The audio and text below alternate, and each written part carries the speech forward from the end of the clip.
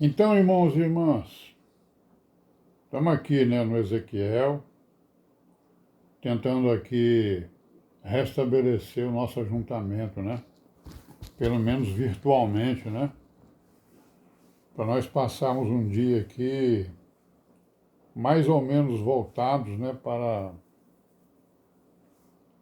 para o nosso ajuntamento, para o nosso entendimento, para a nossa comunicação principalmente, Temos que nos comunicar, irmãos? Comunicarmos pela palavra, Pela palavra, vamos nos comunicar pela palavra.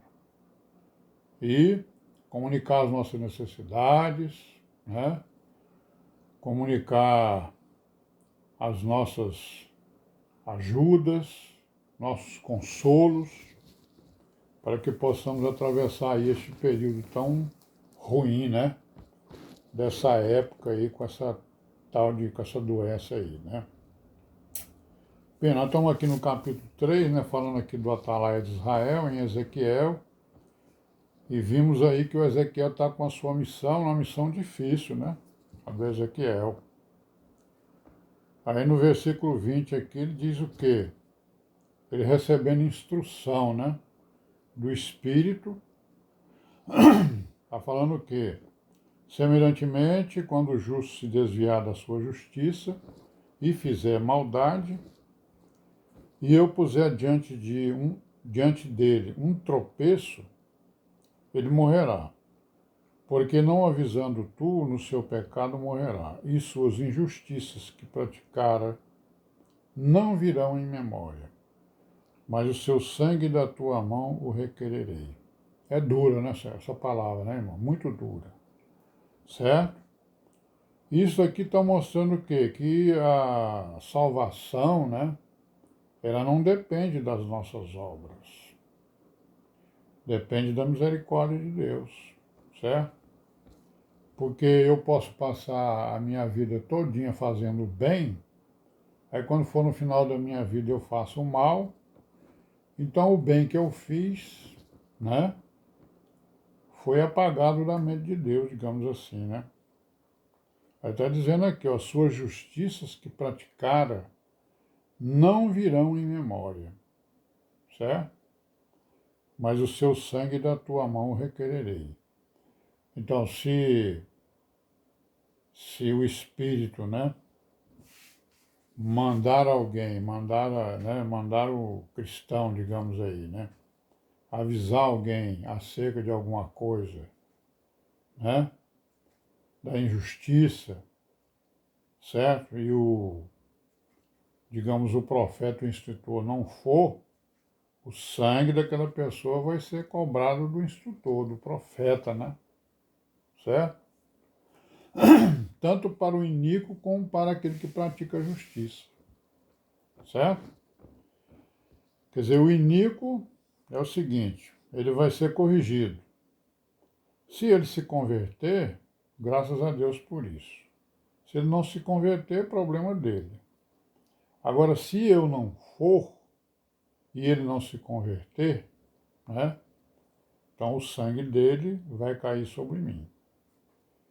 E inversamente do justo, Se o justo se desviar da sua justiça, e eu for lá e corrigi-lo, e ele voltar para o caminho, tudo bem. Se ele não voltar, o que ele fez de justiça vai se perder na memória.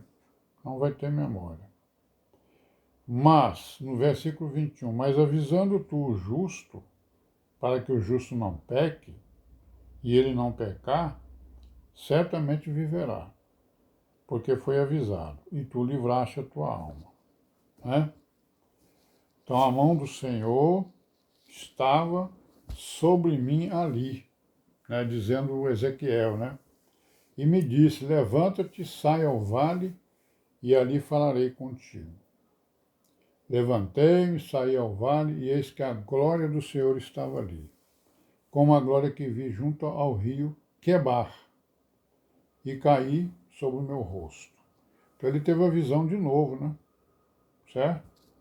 A visão do trono, a mesma visão que ele teve lá no capítulo 1, descrito no capítulo 1. Então entrou em mim o Espírito e me pôs em pé. Falou comigo e me disse: entra, encerra-te dentro da tua casa. Porque ao filho do homem, eis que porão cordas sobre ti e te ligarão com elas. Não sairás, pois, ao meio deles. E eu farei que a tua língua se pegue ao teu paladar. Ficarás mudo, e não lhe servirás de varão que repreenda, porque causa rebelde são eles. Mas quando eu falar contigo, abrirei a tua boca e lhes dirás: assim diz o Senhor. Quem ouvir, ouça. Quem deixar de ouvir, deixe, porque causa rebelde são eles. Né, irmão? Então é isso aí, né? O Ezequiel recebendo aí as instruções para ele partir, né? Para a correção, né? Dos cativos lá de Babilônia e preparar o coração deles para a volta, né? Para a restauração de Israel. Não é isso? Bom, aí no capítulo 4, 5, né? Ele teve uma nova visão, né?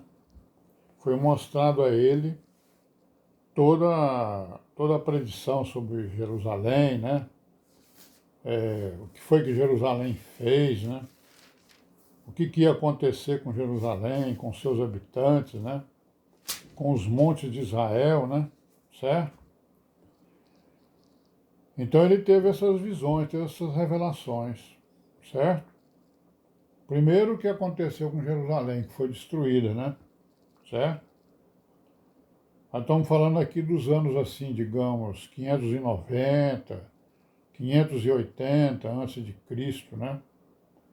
Jerusalém deve ter sido destruída pelas forças lá do Nabucodonosor em torno do ano 580, né?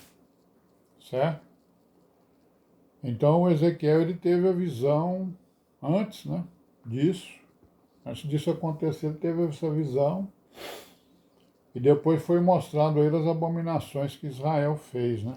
Então nós vamos ver aqui ó, no capítulo 4, a predição do cerco de Jerusalém foi mostrada a ele, né? Aí faz promessias no capítulo 6, as profecias, né, contra os montes de Israel. No capítulo 7, o fim vem, né? O fim vem. Está previsto, né? Vem o fim, vem a sentença, né? Aí no capítulo 8, nós vamos ver aqui que foi revelado a ele. Ele foi transportado para Jerusalém para ele ver o que tinha acontecido lá em Jerusalém. As abominações, né? No santuário. Então vamos ler aqui algumas coisas aqui no capítulo 8, né? E no 9 também, né? E alguns outros capítulos aí. Então no 8 assim, ó, sucedeu, pois, no 6º ano, no mês 6º, né? No 5º dia do mês, estando eu sentado na minha casa, e os anciãos de Judá sentados diante de mim, que ali a mão do Senhor caiu sobre mim.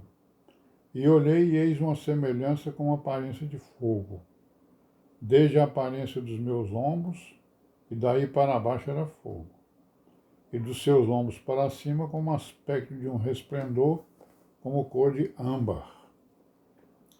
Estendeu a forma de uma mão e me tomou pelos cabelos da minha cabeça.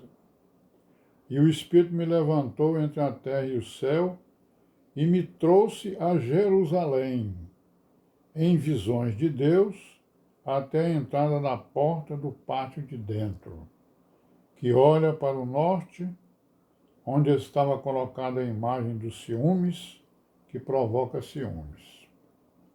Viu aí o que foi que aconteceu?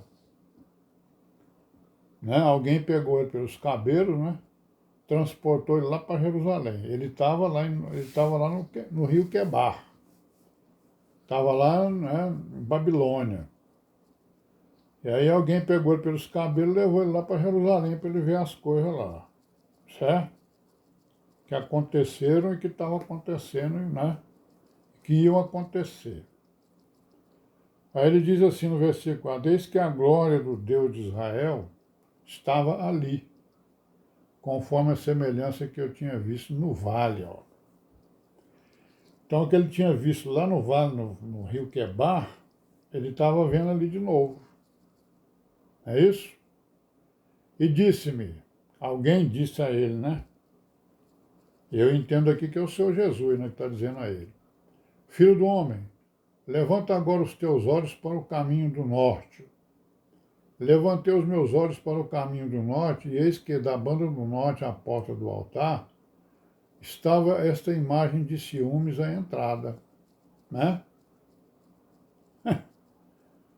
E disse, filho do homem, vês tu o que eles estão fazendo?